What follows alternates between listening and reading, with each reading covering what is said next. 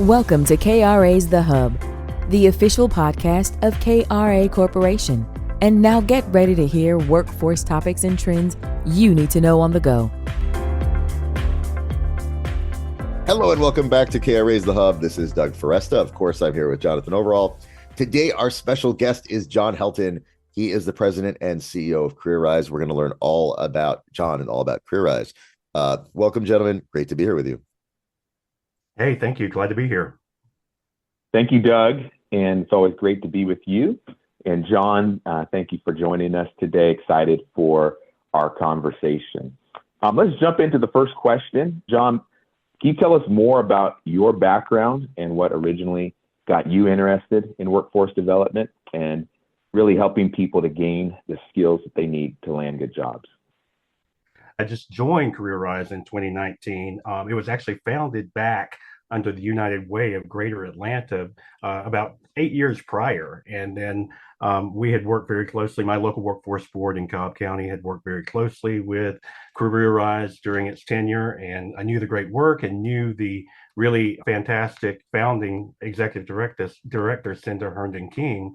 And we began having some conversations. And I had actually been a local workforce area director for 19 years and had founded Cobb Works back in 2000 with the advent of, the transition from JTPA to WIA back in the days, for those who remember those terms, and just decided to try something different, move from the kind of workforce board arena to the role of a workforce intermediary, which is what CareerRise is.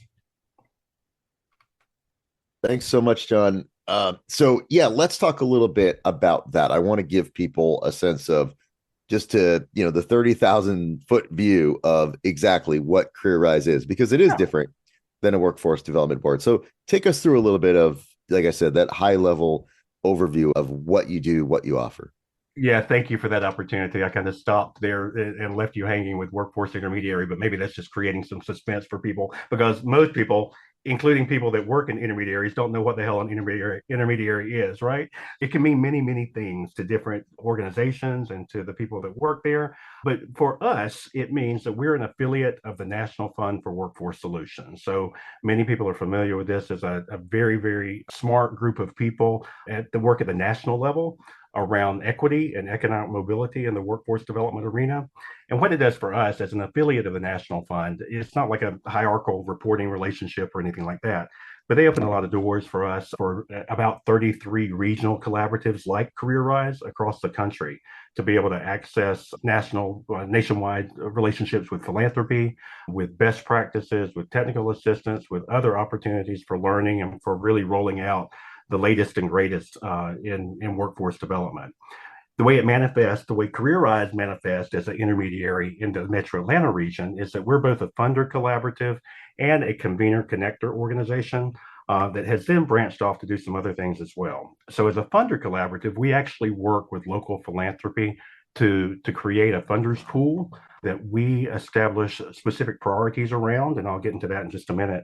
And then those philanthropies, whether they be family foundations or corporate foundations or individuals in some instances or businesses that want to help support those objectives financially, will pool their money with other organizations. And then on a periodic basis, we use a competitive procurement process to put that out into the universe to help fund other workforce development organizations. So for example, we have in the past few years prioritized career pathways and racial equity as one of our series of grant award procurements. And so organizations that chose to respond to that had to have very, very clearly delineated policies and practices and stated career pathways for what they were requesting the funder collaborative funding to support. And in addition, we really prioritize racial equity at CareerRise. And that really stems from the fact that Metro Atlanta region has consistently ranked at the bottom of the top 25 metro regions across the country in terms of economic mobility. So that's a big priority for us to make sure that whatever investments that we're making, those organizations center racial equity as part of what they are prioritizing in their own work. we take the stance that racial equity doesn't just mean you serve Black people, which a lot of people get confused with. And we're a workforce development agency, and 85% of our customers last year were minority. Well, that's not what we're getting at. We're talking about the way that people are served and the outcomes that are achieved and the types of trainings that are being provided. We don't want the level. We're trying to combat the level of occupational segregation, for example. We don't want all of our CNAs to be Black women and for the RNs to be white people. That's what we're trying to get against when we talk about racial equity. So that is a priority that's manifested through our spending and our funding objectives. Most recently, we are involved in some significant work on the west side of Atlanta, and we serve as managing partner for West Side Works, which is a job training, place-based, community-based job training collaborative where we hold the lease to the building and pay the bills and fund the different training organizations that are there, or partially fund them, and provide a place-based approach to job training and career development. So those are just examples. As an intermediary, we fill in the gaps. So we convene people, we identify the problems, and being in that intermediary role, sometimes, we try to remain like Switzerland. We're not a direct service organization, so we're not competing for grants necessarily that are direct service oriented, although we may go after grants that we then fund our providers with and to leverage against the philanthropic dollars that we raise. But the intermediary role inherently puts us in a position where we can bring people together and then hopefully fill in the spaces that need to be filled in. John, thank you for that overview. I think it's really great to hear just the wide scope of the impact that you guys are having in that region. There was one thing on your website, you highlight that industry partnerships are vital to CareerRise's training programs in order to align that training with some of the current job openings and employer needs. Can you walk us through how CareerRise has brought together and really facilitated those partnerships across industries and sectors? And what have been some of the challenges and rewards of taking on that convening role? So I love this story because this really demonstrates what I was just speaking about, us being able to identify the needs and fill in the gaps, hopefully, for our regional workforce development system. In this particular case, with our industry partnership network, this was really born out of the fact that the state of Georgia for many years now has prioritized a high demand career initiative. And the way that the services have hit the road, so to speak, the rubber meets the road, is that there have been special grants that have been put forth out into the economic development regions, or in our case, the workforce development regions for the Metro Atlanta regions. We have 5 workforce boards in just the 10-county metro region of Atlanta. You have City of Atlanta, Fulton outside the city, Cobb, DeKalb, and then Atlanta Regional Commission has some of the other surrounding counties that make up our region. When this money hit and it was made available to create industry partnership work, or to create what we now call the industry partnership network, they turned to CareerRise to say, hey, is this something that you can work with all 5 of us on, instead of each of the and as a matter of fact, it wouldn't have been allowed for each of the local areas to do their own thing, because we, like most regions across the country, are total labor markets together. We're regional labor markets. Nobody cares. Businesses are job seekers about county lines or city boundaries, right? They go where the jobs are, and companies go where the talent is. So the Industry Partnerships Network was a response to that need to have a coordinated approach to industry partnerships. So we sat down with our local areas, who we consider our customers just as much as we do the business community or anyone else, and came up with all the things that we as a workforce development system do. And we came up with 5 pillars of work. One really centers on recruitment and workforce planning and retention by employers. Another is about training and registered apprenticeship, the ITA training, ITA funded training that most workforce areas engage in. Employment supports, which really speaks to supportive services that are available through both the workforce boards and supportive services policies, as well as by other community-based organizations and resources that help people get the training that they need, or stay in the training, or stay in the job that they're placed in. And then we have a whole area, the 4th area, really around job quality, which is something that has become very popular to talk about in the past couple of years, I think during COVID and post-COVID, about how do we help employers, how do we help the overall workplace development system by focusing in on job quality with employers and helping employers understand what that means. And that it's not always about just increasing pay rates, although that is a part of it, and having competitive rates to pay workers. And then finally, we are looking at career awareness, and that really speaks to our efforts around K-12 and how we're helping people become exposed to different career opportunities. So through one of those, you give me any workforce development function and I can place it in one of those 5 columns, right? About what it is that our system does.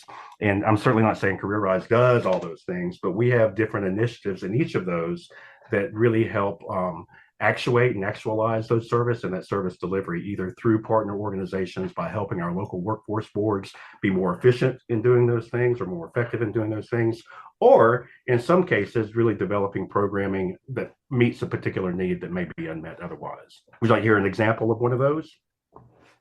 Yes, sure, that'd be great. That's great. I'll cue my next question. Cue the next question, right? No.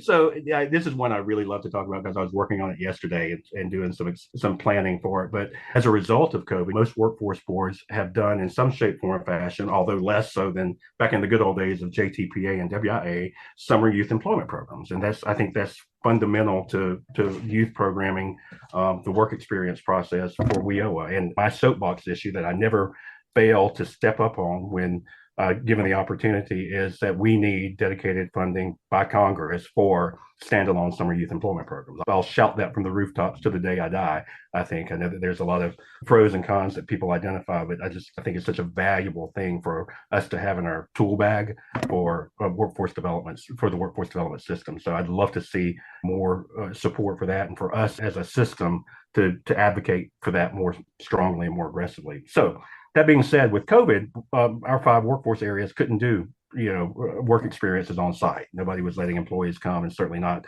young people that we oftentimes have to battle issues of liability and concern anyway. So we created a virtual work experience program that we obtained approval from the state to be able to qualify during those circumstances as a work experience. So it was a boot camp style, 5-week long, 25 hours a week, online virtual work experience whereby we used Accenture, the consulting company Accenture has a free curriculum. It's called Skills to Succeed that we utilized. And then the local workforce boards paid the stipend for the youth to participate. And we used the curriculum. And the kind of hallmark of this that the kids love so much, or the young adults, I'll get in trouble, the young adults love so much, is that we actually bring in real people on panels from whatever sector we're focusing on through our industry partnership network. To be able to let them have real world experience, to kind of hear the day in life, how I got here, this is what I thought I was going to do. And that's a really powerful message in terms of career awareness for younger people, to be able to have that real life experience of hearing from people why they do what they do and how they got to become who they are professionally. Thank you. I want to shift gears just a moment and talk about capacity building. And I know from just looking at your website and reading some of the things that CareerRise has posted, that a part of your mission is about building capacity in the workforce system. So I guess it's a 2-part question. One is, what does that mean? What does it mean to build capacity? And then number 2, why is that important? Yeah, so that's a great question. Most fundamentally, capacity building, in my estimation, for workforce development and for our system is about knowledge and resources, right? So we, CareerRise, as a capacity builder, we work on both those fronts to try to bring in additional resources, through whether it be through grant making, whether it be through philanthropy and us telling the story of what our workforce development system is about to philanthropy. We are a very complicated system. When you start talking WIOA and Wagner-Pfizer, and then when you put in the Pell system and the university system and the technical college system or community college system, it becomes a very intimidating landscape for funders to be able to navigate. So one thing we do as a funder collaborative is to help educate philanthropy about what's happening and how things work.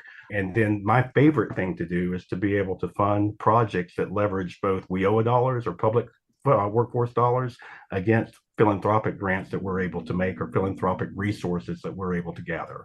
So that's just an example from the resource development side of capacity building, in terms of just getting more money, more resources, more grant dollars, and more philanthropy involved in workforce development. And I think that we have positioned ourselves in the Metro Atlanta region as a go-to for philanthropy when they, even if they just have questions, even if we're not getting funded directly. That's my standing invitation to our philanthropic partners is, call me.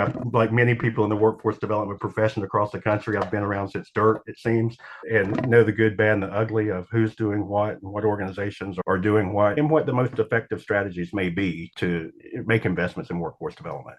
The other side of that capacity building is knowledge. And with federal regs and with all the things that govern our system, we can become stagnant if we aren't careful, right? And we can get really tied up in compliance, which I know, there are horror stories about, monitoring visits and disallowed costs and all the things that, of course, we have to be aware of. In very few instances, in my experience, since I've done workforce development, have I noted instances where people are purposely being malicious in the way that they're spending WIOA dollars or whatnot. But mistakes do happen sometimes. But I think the fear of that sometimes creates this knee-jerk reaction to we're not going to try anything different or we're not going to do anything new. I think it's incumbent upon us to try new things and to do things differently. And I think CareerRise steps into that space in terms of providing additional knowledge, additional understanding for our workforce partners across the region. For example, it's been 2 weeks ago now, we, at the request of our state level technical college system of Georgia, worked in partnership with them to produce an untapped workforce summit. So for a day and a half, we brought together people from across the state, primary and employers and representatives from the local workforce development boards, and produced a conference that really focused in on different underserved or underutilized workforce populations across the state. Ex-offenders, for example, people with disabilities, opportunity youth. And we provided programming specifically on things that our businesses could do, our business partners, as well as our service provider partners could do to help activate and to fully engage those populations. Another body of work that we really are focused on that I mentioned earlier is job quality and how that affects, when we're talking about business services, it's one of the biggest factors affecting a company's bottom line is their ability to hire and retain a skilled workforce, especially right now, as in Georgia, we're hovering in the low threes for unemployment rates now. So to your question, just to summarize, when we talk about capacity building, we're really talking about how do we increase the knowledge and the ability of people in our system to do new things differently and competently, and how do we help find the resources in a dwindling resource environment, particularly with WIOA, to be able to do those things. John, in our audience, I know that we have leaders in workforce, influencers. I'm sure they're listening to what you're talking about and the traction that you've gained there in the Atlanta region through CareerRise. And perhaps they're considering themselves how to expand and focus with their focus and their partnerships in the way that CareerRise has. What advice, what tips would you have for them as they embark on that journey? Are there any particular challenges that they should be prepared for, pitfalls to avoid when looking to convene new groups and collaborators in such a way? Yeah, I don't know that I have anything necessarily new to offer in that regard, but I'll reflect on some experiences that we've had in the Metro Atlanta region and what I know exists beyond. I mean, there's incredible value to finding that partner, that organization that can serve as a CareerRise, right? That can be a convener, that can be the kind of the go-to for collaboration, that constituent organizations an organization that can really connect the CBO community alongside the public workforce development community, alongside funders, and then, quite frankly, from a political advocacy and education standpoint too, that can help take a leading role in that. And then the other piece of this is development of our own workforce professionals, right? How do we, as regions and as collaboratives and bodies that are really trying to move the needle on economic mobility and how people are doing, how are we creating professional development for our own, right? Rarely, I won't say categorically, rarely do people that I meet that are in this profession, nobody went to school to be a workforce development professional, right? So I think it's incumbent on us to be able to create on a regional basis avenues for professional development. In Atlanta, we have an organization called MAX, or Metro Atlanta Exchange for Workforce Solutions. And you can Google that, Metro Atlanta Exchange for Workforce Solutions. I call it our Chamber of Commerce for workforce development organizations. I would also point to your original question about how do you put things together like a CareerRise. at its heart, we're a collaborator, right? We coordinate, we collaborate, we convene, all the C words to be able to get things done. But there's also, it just doesn't happen with a snap of a finger. I think it within every region across the country, and I know many of them, who those local leaders are, have some shape, form, or fashion of a CareerRise. I think what the kind of the transformational or the 2.0 version of those organizations is when you can get to a level of trust among partners that you're able to, as one of my colleagues here in Atlanta, Jenny Taylor, says, we move at the speed of trust. If that trust is intact and you really trust your partner organizations, you're going to move fast, right? If you don't, then you're more tentative and you slow down and are more cautious. But I'll give you an example. We're lucky in our workforce development system. Nobody's perfect, but we generally do work really well together. And we were just, my organization's contemplating a grant opportunity, a federal grant opportunity for homeless vets that's available right now. And in talking to a couple of our key partners, we've said, so they have a prior iteration of this grant and they plan on going after it next year. So this morning, I just made the decision, we're not going to do that, right? This is not what's best in the interest of our entire region to jeopardize their potential for renewed funding. They've been doing this for a long time, or to be in competition. Now, I think cooperation is good. And that's another word I don't think we've coined in Atlanta, but that there's a good sense of really jockeying for as many resources as we can get to the region. So this other co-executive director that I was communicating that to said, I would never say no to additional resources in the region or tell you not to go after a grant, but here's why I feel this way. I was like, we'll not do that. So I think that's when I talk about cooperation and then moving at the speed of trust, those are just examples of how that manifests in the real world for when you are trying to put together this type of collaborative. And of course, I would also always reference the National Fund for Workforce Solutions as a resource for building a regional collaborative. They have excellent resources on their website, and really, in my estimation, are some of the more progressive thinkers around what workforce development can do to help change our society, and how we are helping people do the best that they can for themselves and for their families. We have been speaking with John Helton, President and CEO of CareerRise. John, I know people are going to be listening to this and going, wow, this is cool stuff. I want to learn more about CareerRise. I want to check you out. What's the best way for people to do that? Yeah, check us out at CareerRiseAtlanta.org. And that's 2 R's, CareerRiseAtlant.org. Yeah, we have all the information there, and feel free. My contact information is there. My staff, my team, I have an incredible team at CareerRise for any of our constituent programs that you want to delve into. Feel free to reach out to them directly. Hey, John, again, we appreciate your time today. Learned a few things today, a few new words. I think cooperation, the new one. I'll add to my workforce vocabulary, but I know that this is impactful and very beneficial for our listeners out there. So we'll have to have you again another time. Look forward to connecting with you in person at some point in the future. But we thank you for joining us today on CareerRise's The Hub podcast. Thank you. Thank you for listening to KRA's The Hub. Don't forget to subscribe to the podcast on Spotify, Apple Podcasts, or wherever you listen to podcasts. To learn more about KRA Corporation, visit www.kra.com. Thanks so much for listening, and we'll be back soon with a new episode.